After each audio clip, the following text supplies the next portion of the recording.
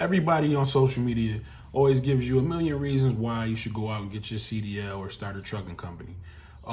They show you a bunch of trucks and money and so-called freedom, a whole bunch of vacations and a whole lot of other things. What I don't see people really do is give you any reason why you probably shouldn't. Trucking isn't for everybody. After you watch this video, you might have a better idea on if it's for you or not. We'll start with this. I'm gonna give you 10 reasons, and I'm gonna start at number 10. But before I get started, make sure you like, share, subscribe, and share to tell a friend, man. Help me get this content out there to the people that need to see it. It's greatly appreciated, man. And yeah, anyway, let's get it going.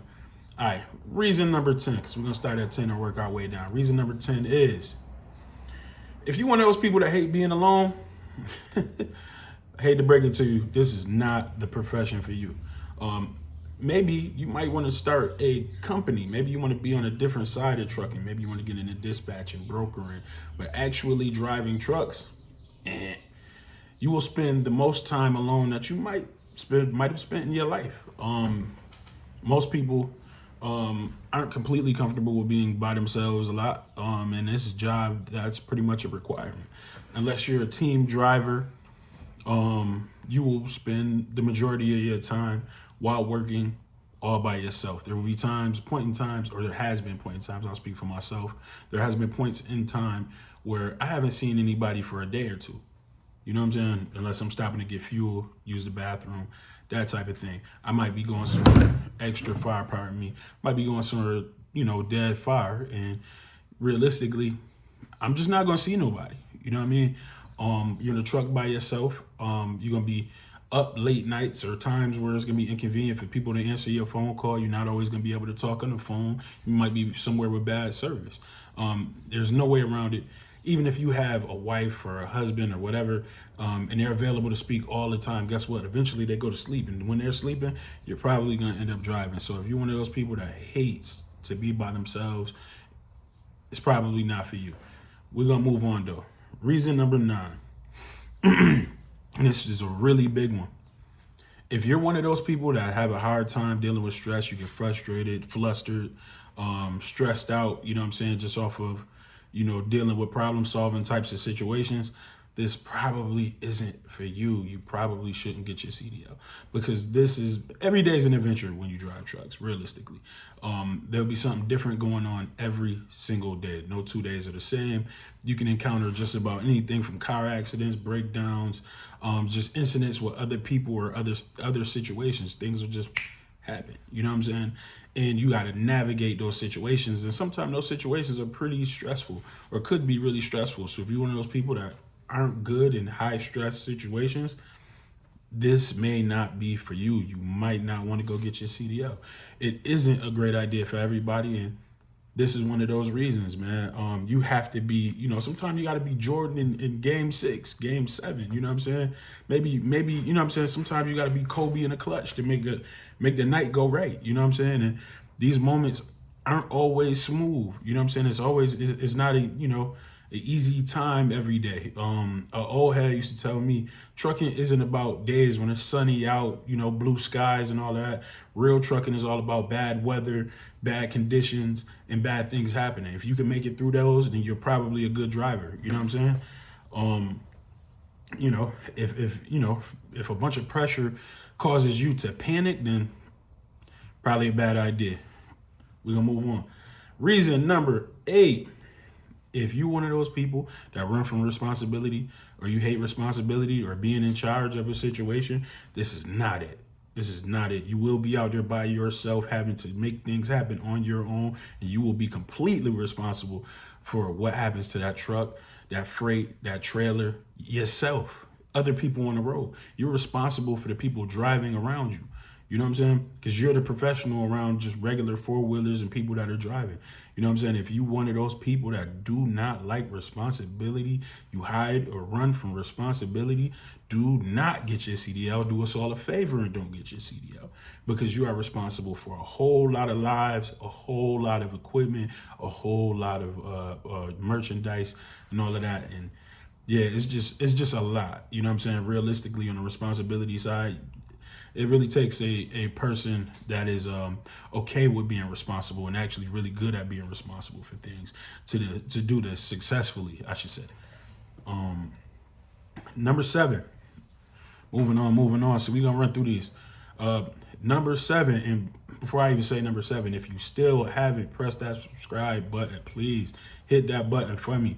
Anyway, moving on to number 7. If you're one of those people looking for a regular 9-to-5 lifestyle, where it's, you go in at a certain time, you get off at a certain time, this is not it. Now, unless you have like a local situation where you're working for somebody with a contract and all of that, and then even then, right, you may have set hours. You might work 7 to 3, and guess what? Your truck might break down, or you might be it might be some sort of reason why it took you longer to get loaded or longer to get unloaded, or whatever the case may be. Those hours may be invalid. It may not go where, hey, I'm supposed to come in at 7 and get off at 3. If you know anything about trucking, then 9 times out of 10 that those shift hours realistically is bullshit. You know what I'm saying? Because anything can happen. You know what I'm saying? I don't care if you do drop and hook. You may go to pick a trailer up and that trailer got a flat, or that trailer's leaking air, or whatever the case may be. Anything can happen. It could be an accident. It could be an accident around you. It could be, it could just be bad traffic. You know what I'm saying? You might have just ran into a traffic jam and now you stuck for, an hour, throw your whole day off. You know what I'm saying? You might have to stay the night on the road. You know what I'm saying? Bad weather. Might be a snowstorm, ice storm, hailstorm, rainstorm. You know what I mean? Anything can happen. Do not get into this expecting to just work 1 hour to another. Hey, I come in at 9, I get off at 5. And not happening, even if you're local. So don't let them tell you that either, because these companies will tell you just about anything to get you in the seat. Do not believe it if they tell you, hey, you can get in at this time and get off that time and it's guaranteed. It is not. It will not be. I'm here to tell you. You know what I'm saying? Number 6. This is a huge one. If you're a lazy person, and I don't mean lazy like, you don't feel like doing this, don't feel like doing. No, I'm talking about if you're one of those people that go to work and you lollygag and bullshit and play around and you know what I'm saying? Trucking is not for you, because it's going to be days where, guess what? You're going to have to do the most. You might have to unload yourself. You might have to load yourself. You might have to get out there, get under the truck and see what's going on with it. You might have to pop the hood, climb up on your tire just to see what's going on. You're going to have days where you're going to have to work your ass off, and there's no way around that. This is not a job for a lazy person, not for a lazy man or woman. I'm going to let you know that now. If you think that this is some cakewalk where you just get in the truck, drive off, that's your day, negative. Will you have good, smooth days where it's that easy? Well, yeah, sure. But it's not going to go like that every day. Do not expect that. You will be getting let down. And honestly, I prefer if lazy people do not get into the industry. I tell people, hey, go find something else to do. You know what I'm saying?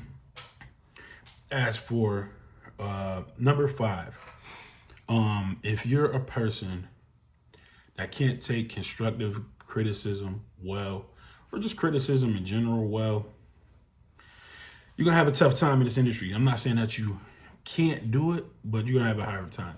A lot of times, you're dealing with police, DOT, dispatchers, customers, other drivers. Everybody has something to say. Everybody has an opinion. If you can't take constructive criticism, if somebody gives you some advice on, hey, maybe next time you should try this, and that's too much for you, if you can't take that, then it's not it, bro. It's not it, bro. Because all right, so I take this quote that I got from DMX that I heard him say in a interview one time. He said, the biggest room in the house is the room for improvement. You know what I'm saying? If you feel like you can't get any better, you got it all figured out, you know it all, what happens is that leads to complacency, and you will start making mistakes. If you're not getting better, you're getting worse. So always be down to learn or listen. You know what I'm saying? Always remain coachable in this. You know what I'm saying? It's for your best interest. It's in your best interest to always remain coachable. Number 4. And a lot of drivers do this. I've done it myself. And, you know, I've somewhat paid a bit of a price because of it. That's a different story for a different time. But number 4 is if you ignore your health. If you're one of those people that hit the road and now guess what? It's donut time. It's snack time. It's a bunch of salty foods and all of that. And you're not getting out the truck to walk, to move, to not, you know what I'm saying? If you're not willing to take the extra step or go the extra mile to make sure that you remain healthy, if you came on the road healthy to begin with. But if you're not going the extra mile to keep up with your health, it's going to catch up with you.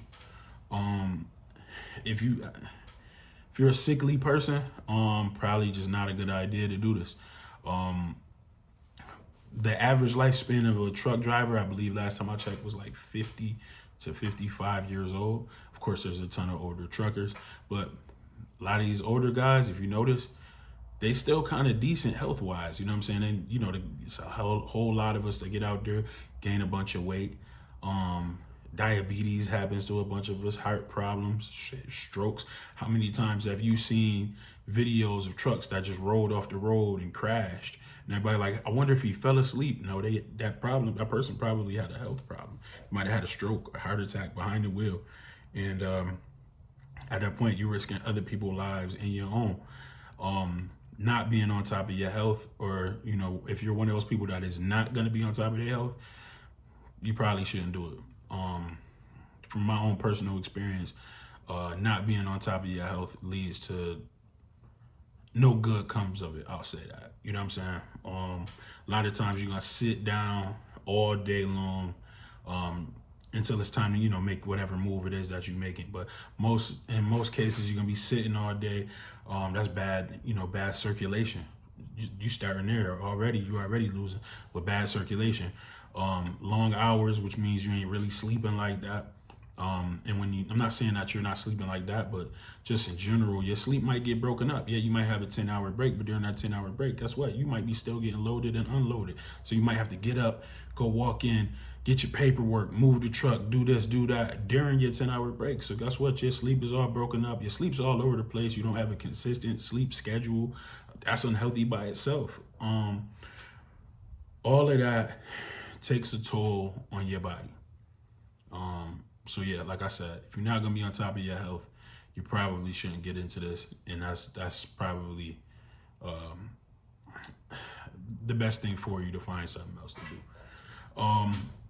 Number 3, if you're one of the people that's a quitter, like you quit things just because things get hard, it gets tough for you, you ready to quit. Don't get into this, man, because it's gonna be tough days, and some of these tough days are gonna be a lot tougher than what you think. Trucking will give you every reason in the book to quit. It's up to you to not do it. You know what I'm saying? If you're a quitter, you probably gonna be ready to go somewhere. You can ready to park that truck up, go get on the bus or something. You know what I'm saying? 9 times out of 10, because trust me, you're gonna have some rough days.